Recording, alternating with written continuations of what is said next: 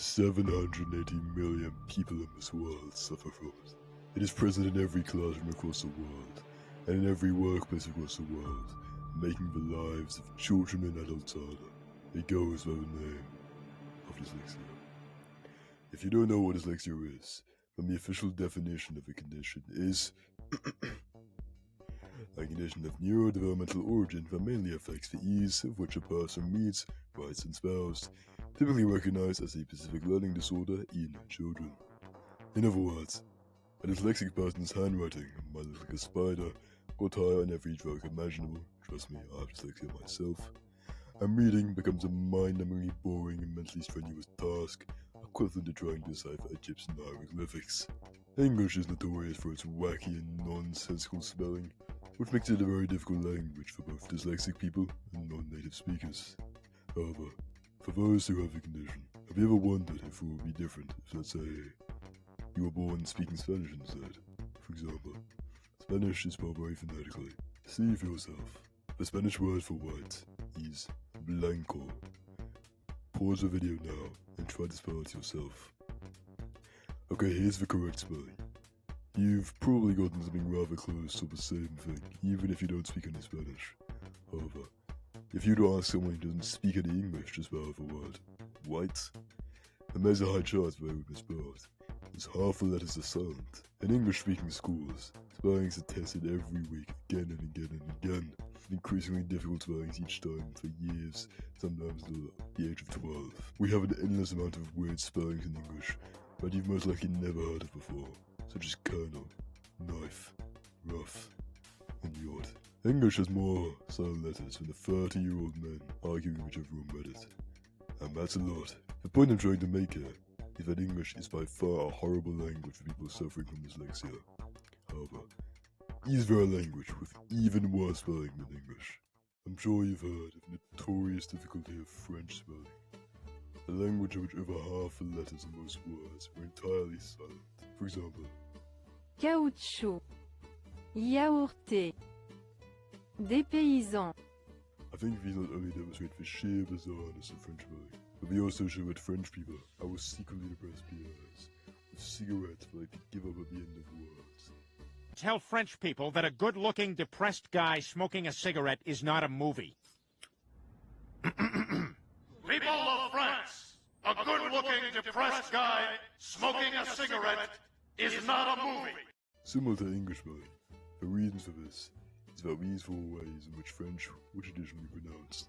However, as time progressed, the ends of words began to be pronounced less and less, similar to the very common silent E in English often seen at the end of words. In 1634, the French founded a fancy institute called l'Académie Française, which has been designed to preserve the French language, which stops the spelling from changing as much as it would naturally.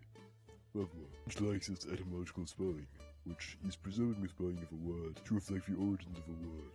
For example, the word pas, meaning peace, has a silent X because of its Latin origins as the word pax.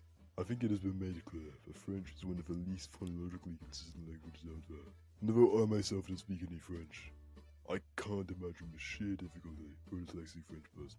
If you happen to speak French and suffer from dyslexia, please tell me your experience in the comments below. However, not every language uses a phonological alphabet like English. Other languages like Mandarin Chinese or Japanese use logographic scripts, which is drawing small pictures for words. Speakers in these languages have to be good at something called visual spatial processing skill. And if, like me, before making this video, you've never heard of this word before, then it means children born into logographic languages have to be good at recognizing a lot of small characters and information in a tiny square, while those who aren't so good at this tend to struggle more in logographic alphabets. A study into Cantonese speakers found that some read more fluently in English and struggle with picture-based writing in their native language. Others argue otherwise. In schools where logographic scripts are taught, children are taught the correct stroke to write the character in while speaking them aloud. This helps to secure the character and the correct way of writing it as motor memory. For some, this system is far easier than using a phonological alphabet seen in English, with endless combinations of words. Japanese uses two phonological scripts, hiragana and katakana. Hiragana and kanji, the pictographic Chinese alphabets I've just been talking about, I use together to write most things in Japanese. Foreign words borrowed into Japanese, known as loan words, are written in katakana. And unlike in English, these are generally far more consistent, and when it isn't spelled phonetically, the rules for these patterns are generally quite predictable. So for these reasons, the rate of diagnosed dyslexia remains rather low in Japanese school, under 10% compared to 20% in US school. For these reasons, in my opinion, it will most likely be a little easier for a dyslexic speaker to be born into these languages with logographic scripts. It largely depends on which aspect of a written language the dyslexic person struggles with. Others may find logographic Chinese scripts a nightmare, and other person might find the endless combinations of letters present in English to be, for lack of a better term, a fucking nightmare. In the rare case that any dyslexic person of Chinese or Japanese have stumbled upon my tiny channel, with less than 10 subscribers, I would be curious to hear your opinions on dyslexia in your own languages. Spelling in the Latin script varies greatly, depending on which languages use it. As around 2 billion people from Vietnam to Birmingham use it every day. Have you ever wondered what the most complex alphabetical script is? A script to make your head ache, and a script that continues to confuse dyslexic people every day. Fear not, for Southeast Asia is just that, in buckets. The Thai language contains 21 consonant sounds, however. The script itself contains 44 letters. This is for many reasons which I have to dramatically oversimplify, as I am a little too smooth-brained myself to understand. The Thai language is an abhigida, meaning the way you place a vowel symbol around a consonant to modify the meaning of a word. And these can be placed at any position around the letter, and each position has a different pronunciation. Thai is trivial in comparison to the next language on my list. The language that makes Thai look like a calm stroll in a park compared to the next language. I'm talking about the Khmer script of Cambodia.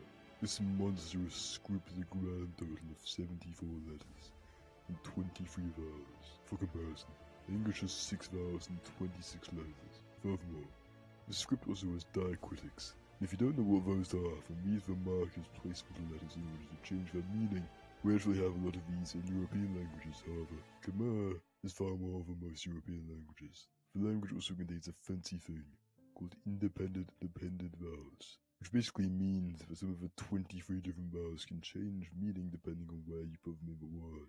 And you may be thinking, but if this isn't hard enough, well, let's just add some tonal markers and the position of other consonants, and the vowels can change the meaning entirely. Just one small mistake in this language can completely change the meaning of a word or sentence. And if you don't already have nightmares, the language also has its own numerical system, separate from the standard Arabic numeral system, used in just about every other country around the world. Even Japan has their own numeral system, and yet they still use a mix of the Arabic numeral system and their own numbers. Southeast Asia must be a place of horrors for those suffering from dyslexia, and perhaps dying Khmer could top the list of some of the most complex scripts in the world. I must admit that the Khmer script is one of the most beautiful scripts I've ever seen. Although, one must wonder how easy it is for dyslexic speakers with poor motor skills to write out a snake-like language by hand. But at the end of the day, it's impossible to say what is the worst language for a dyslexic person and which is not. We are all different in our own unique ways, and the same applies for dyslexia, where one person might struggle with reading and find writing to be a breeze. Another person might find the opposite applies to them. But of course, there are advantages and disadvantages depending on what your native language is. Spanish and Italian dyslexics are of course going to have an easier time than French dyslexics. Overall, the most important thing is that you are able to communicate regardless of whether you misspell every single word. If you can be understood, then communication is possible, and without communication, then we, as a civilization, are nothing.